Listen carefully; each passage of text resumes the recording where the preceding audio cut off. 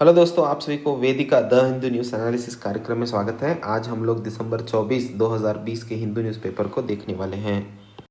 आज का पहला आर्टिकल है Cairn Energy wins arbitration award. इस आर्टिकल को हम लोग भारत ने क्रेन एनर्जी के विरुद्ध जो फाइनेंस एक्ट 2012 के अतिरिक्त एक रेट्रोस्पेक्टिव टैक्स इफेक्ट प्रोविजंस को लाए थे, उसके अंदर क्रेन एनर्जी के ऊपर 10,247 करोड़ का एक क्लेम जारी किया था।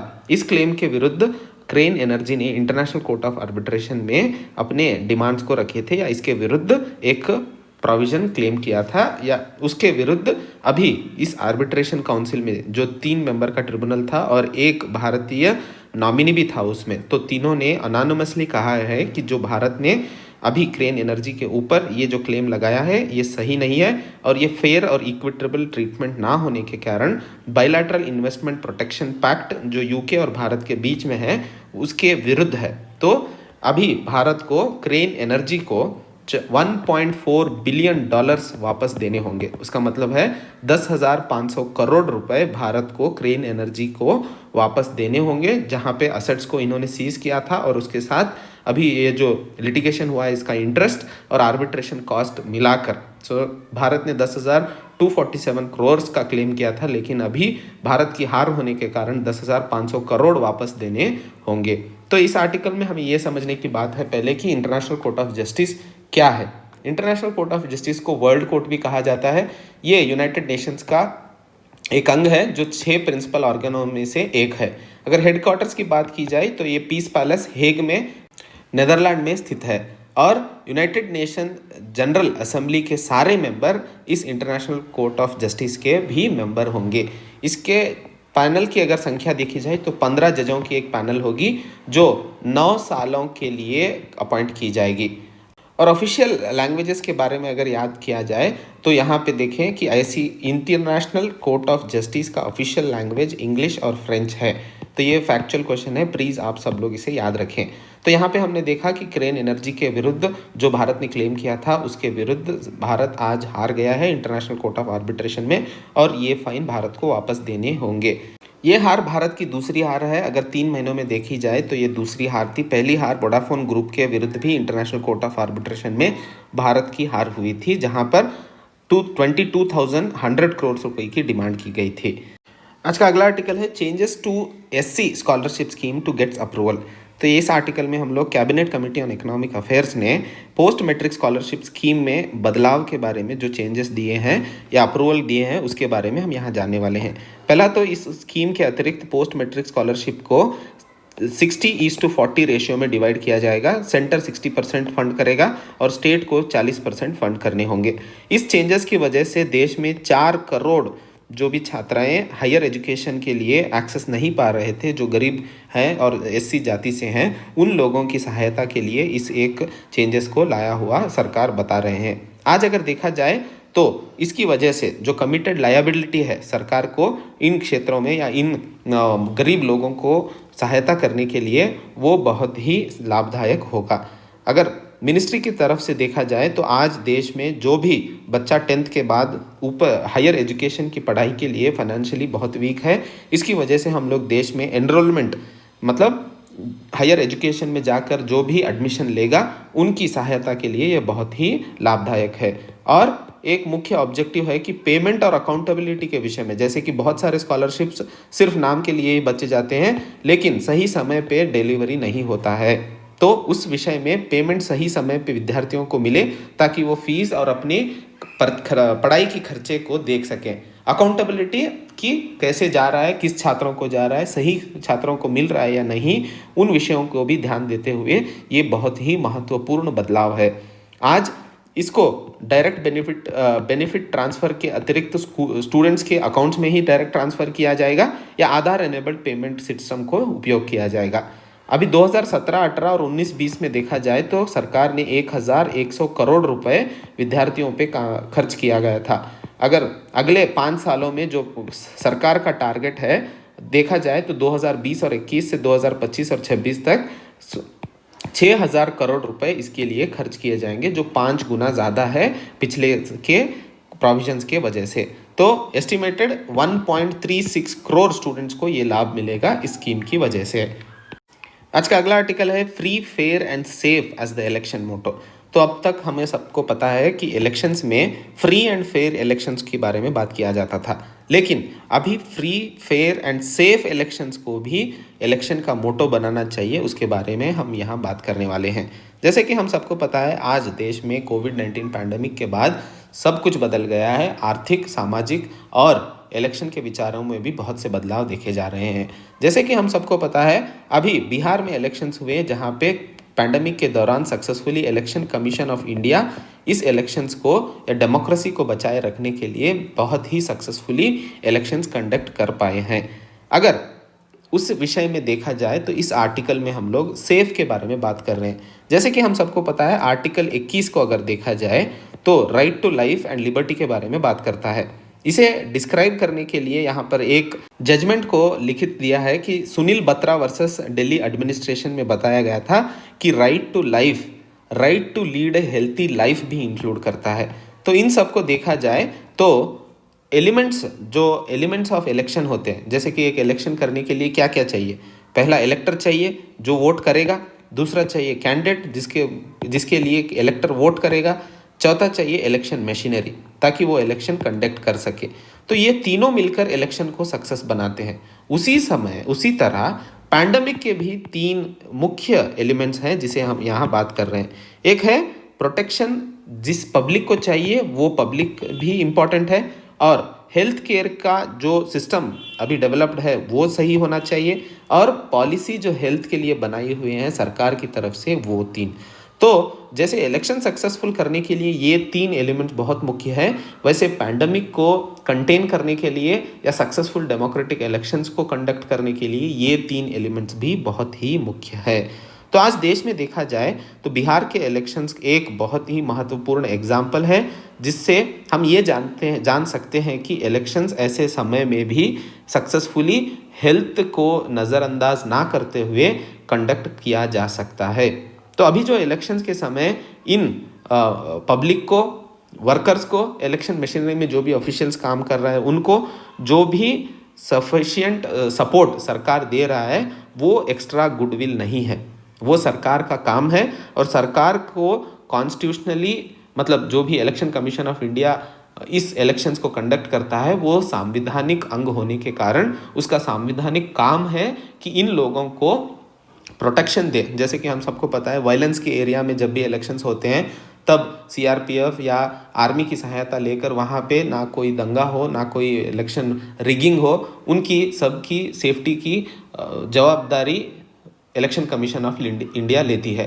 तो वैसे ही अभी पैंडमिक के समय में जो कोई भी इलेक्शंस में हिस्सा ले रहा है उनकी हेल्थ की सेफ्टी आज इलेक्शन कमीशन ऑफ इंडिया की ही जिम्मेदारी है। जैसे कि 2021 में केरला में 140 सीटों के लिए इलेक्शन होने वाले हैं, तमिलनाडु में 234 सीट्स के लिए, पौंडीचेरी में 30 सीटों के लिए, वेस्ट बंगाल में 294 सीट्स के लिए और असम में 126 सीट्स के लिए इलेक्शंस होने वाले हैं। तो इन इलेक्शंस में सभी को देखा जाए तो पूर्ण मात्रा में 180 मिलियन लोग इसमें रजिस्टर्ड वोटर्स हैं, और पोलिंग स्टेशंस देखा जाए तो 1,86,976 elections upcoming officials election duty पे काम करेंगे। इसके साथ अगर इतनी बड़ी मात्रा में लोग अगर इलेक्शंस में हिस्सा लेंगे तो अभी जो पैंडमिक का म्यूटेंट यूके में देखा जा रहा है वो भारत में भी आ सकता है। तो इसकी मात्रा में या इसके लिए इलेक्शन कमीशन ऑफ इंडिया क्या प्रावधान बना रही है कि इन सभी ऑफिशियल्स को सेफ्टली इसे कंडक्ट करने के लिए प्रावधान किए जाएं। तो इस आर्टिकल में लेखक 3 ऑप्शंस बता रहे हैं कि क्या करना चाहिए। एक, जो भी पर्सनल इस इलेक्शन ड्यूटी में काम करेगा या सिक्योरिटी स्टाफ रहेगा उनको प्रायोरिटी पे वैक्सीन की एक्सेस होनी चाहिए, पहली। दूसरी, जो भी वोटर इलेक्शन के बूथ में वोट डालने आएगा वो अपनी आईडी कार्ड के साथ, वोटर आईडी कार्ड के साथ मास्क भी लाना ज़रूरी है। अगर वोटर आईडी है तो भी वोट नहीं देना चाहिए तब तक मास्क ना हो। तो मास्क नहीं है तो फिर से घर भेजो ताकि वो मास्क लाए फिर वो वोट करें। तीसरा, सीनियर सिटीजन्स को भी कुछ प्रावधान बनाए जाए पहले 3 घंटों में, तब रश कम होता है, तभी उनको सेपरेट लाइन में वोटिंग करवा दिया जाए। तो इन सब को देखते हुए ये समझने की बात है, जैसे कि ब्रिटेन में अभी दूसरे second wave of corona virus की जो बात की जा रही है, उस संदर्भ में आज देश में अगर प्रजाप्रभुत्व डेमोक्रेसी को बचाना है तो इन सभी को हेल्थ के विषय से और किसी डर से वो वोटिंग ना करे, ऐसे कोई सिचुएशन अराइज नहीं होनी चाहिए। जब तक इंसान वर्थफुली नहीं जी सकता, मतलब वो अपनी लिबर्टी या फ्रीडम को अगर एक्सरसाइज नहीं कर सकता, तब तक उसके जीने की कोई भी एक सक्सेसफुल या मीनिंगफुल नहीं होगी। तो इस बात को यहाँ पे समझने की आवश्यकता है। आज का अगला आर्टिकल है the tight rope between production and industrial peace. तो इस आर्टिकल को हम लोग लास्ट वीक में दी हिंदू न्यूज़ एनालिसिस में हमने देखा था कि नरसापुरा कह के एक जगह है जो कर्नाटक के कोलार डिस्ट्रिक्ट में स्थित है। वहाँ पर विस्टर्न की एक यूनिट थी जो एक चाइनीज सप्लायर है, एप्पल को प्रोडक्शन मतलब असेंबल करके देती थी। तो विस्टर्न के यूनिट में लेबर्स को सही सैलरी ना मिलने के कारण या वर्क एनवायरनमेंट सही मेंटेन ना करने के कारण, ओवर टाइम यूज़ करने के कारण, उसकी वजह से वहाँ के लेबर या वहाँ के जो भी कॉन्ट्रैक्ट पे काम कर रहे थे वो लोग वहाँ पे मुठभेड़ हो गई। तो उसके दौरान पता चला कि विस्टर्न ने क्लेम किया कि 400 करोड़ के ऊपर की डैमेज इन लेबर्स के वायलेंस के वजह से हुई है। लेकिन जब एप्पल ने एक इंटरनल ऑडिट कमेटी बिठाई तो तब पता चला कि विस्टर्न इन अपने एम्प्लॉयज़ को सही समय पे सैलरी नहीं दे रहा था और जो भी लेबर्स वहाँ पे काम कर रहे थे उनको सही प्रोटेक्शन या सही एनवायरनमेंट प्रावधान नहीं कर रहा था। तो उसकी वजह से आज एप्पल ने ये निर्णय लिया है कि विस्टर्न की ताइवानी सप्लायर जो विस्टर्न है उसको अभी प्रोबेशन में रखा जाएगा और कोई भी नए ऑर्डर्स नहीं दिए जाएंगे। तो ये विषय में ये बहुत अच्छी बात है कि कोई कंपनी आज कॉर्पोरेट अकाउंटेबिलिटी और एथिकल बिजनेस ऑपरेशंस को कुछ रिस्पेक्ट कर रहा है। अगर देखा जाए मैन्युफैक्चरिंग इंडस्ट्रीज में बहुत से बार यही हो रहा है कि जब बड़े हाईटेक मैन्युफैक्चरिंग कंपनीज आ रहे हैं तो वो सब लोग लेबर्स को सभी को कॉन्ट्रैक्ट पे लेते हैं। देखा जाए तो कॉन्ट्रैक्ट 6 टायर या 6 टायर्स में चलते हैं, जहाँ पे एक कॉन्ट्रैक्ट दूसरे कॉन्ट्रैक्टर को देगा, दूसरा कॉन्ट्रैक्टर तीसरे को देगा। ऐसे वो कंपनी में ज्वाइन होने के बाद लेबर को कहीं से भी प्रोटेक्शन या कहीं से भी वो अपनी प्रॉब्लम्स को बताने के लिए जा नहीं सकता है। तो ऐसे सिचुएशन आज देश में बहुत सारे देखने को मिले हैं। आज ये पहली बार विस्टर्न के यूनिट में होने के वायलेंस पे एप्पल ने जो रिस्पॉन्स किया है वो आज पहली बार हुआ है। दिल्ली में 2017 और 18 में एक चाइनीज़ फ़ोन या ब्रांड स्मार्टफोन की असेंबलिंग यूनिट थी, वहाँ पे भी ऐसा एक प्रॉब्लम हुआ था। लेकिन उस दिन भी ना ही कंपनी या ना कोई एम्प्लॉयर ने इसकी रिस्पॉन्सिबिलिटी ली थी, लेकिन सभी दूसरों के ऊपर ब्लेम गेम कर रहे थे और कंपनी चुप बैठ गई। लेकिन आज इस वेस्टर्न फैसिलिटी में जो हुआ है वो एक मार्कर है कि देश में लेबर्स के विरुद्ध क्या हो रहा है और ऐसे जो कंपनियां बाहर से आ रही हैं वो कैसे लेबर्स को एक्सप्लॉइट कर रही है, उसके बारे में यहाँ समझने की आवश्यकता है। इसके लिए उदाहरण चाइनीज़ में अगर देखा जाए, आज बहुत से बड़े बड़े कंपनियां जो यूके यूएस में स्थित हैं वो सभी ऐसे चाइना या इंडिया की तरफ देख रहे हैं, क्योंकि यहाँ पे रूरल माइग्रेशन बहुत ज़्यादा है, अनएम्प्लॉयमेंट बहुत ज़्यादा है और बहुत कम पैसों में यहाँ पर लेबर मिलते हैं। तो असेंबली यूनिट्स जो होती हैं वो ऐसे राष्ट्रों में लगाते जा रहे हैं। जैसे कि चाइना में फॉक्सकॉन एक यूनिट है, वहाँ पे बहुत सारे लेबर आज भी देखा जा रहा है कि सुसाइड कर रहे हैं। और एक समय था 2010 के समय वहाँ के बहुत सारे एम्प्लॉयज़ फॉक्सकॉन कंपनी के टेरेस के ऊपर से नीचे गिरकर मर रहे थे, क्योंकि वो स्ट्रेस और वो प्रेशर हैंडल नहीं कर पा रहे थे। अगर इस सब को देखा जाए तो लेबर्स के विरुद्ध हो रहे एक एक्सप्लॉयटेशन के बारे में समझने को हमें मिलता है।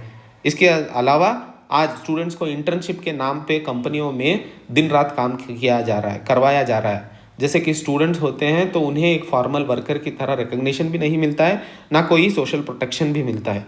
तो ऐसे एक्सप्लॉयटेशन को आज रोकने की ज़रूरत है और रेगुलेशंस को बढ़ाकर इन लेबर्स को भी एक सेफ्टी प्रोटेक्शन और एक पीसफुल लाइफ की आवश्यकता है। तो इन सब को देखा जाए, आज देश में बदलाव किए जा रहे हैं लेबर लॉस को बारे में भी हमें जानकारी है। इन लेबर लॉस को बदलाने के कारण जो भी प्रोटेक्शन अभी तक लेबर्स को है वो भी नहीं रहेगी। तो इसे सोचने की आवश्यकता है, सरकार को इस बारे में काम करने की ज़रूरत है। आज का अगला आर्टिकल है वोकल फॉर लोकल। अभी जम्मू कश्मीर में पहली डिस्ट्रिक्ट डेवलपमेंट काउंसिल के इलेक्शंस हुए हैं, जिसमें Gupkar declaration, people's alliance for Gupkar declaration कह के एक अलायंस बनाए थे वहाँ के local parties, national conference, people's democratic party और पीपल्स कॉन्फ्रेंस ने मिलकर। इसके अतिरिक्त बीजेपी ने 280 सीटों में 75 सीट्स विन हुए हैं और अलायंस ने 110 सीट इसमें विजय पाए हुए हैं।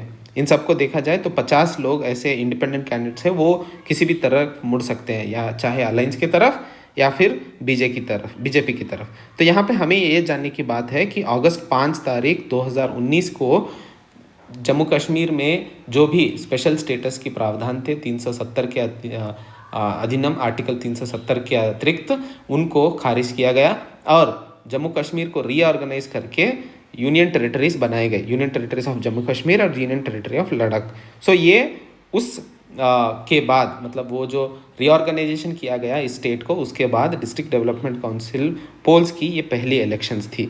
ये देखा जाए तो आज तक, मतलब 30 सालों में ये पहली बार हुआ है कि रेडिकल फोर्सेस या सेपरेटिस्ट ग्रुप्स या मिलिटेंट आउटफुट्स कोई भी वायलेंस देखने को नहीं मिला है।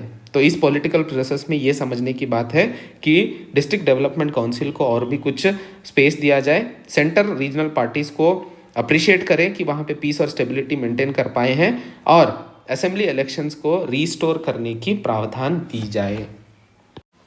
आज का अगला आर्टिकल है एन एंटी साइंस लॉसूट। इस आर्टिकल को हम लोग 3 साइंटिफिक पब्लिशर्स जो हैं, जैसे कि एल्सीवर, विले और अमेरिकन केमिकल सोसाइटी, ये तीनों पब्लिशर्स ने अलेक्जेंड्रा एल्बेकिन जो कजाकिस्तान से है उनके ऊपर दिल्ली हाई कोर्ट में, मतलब 21 दिसंबर 2020 को एक लॉसूट जारी किया गया है।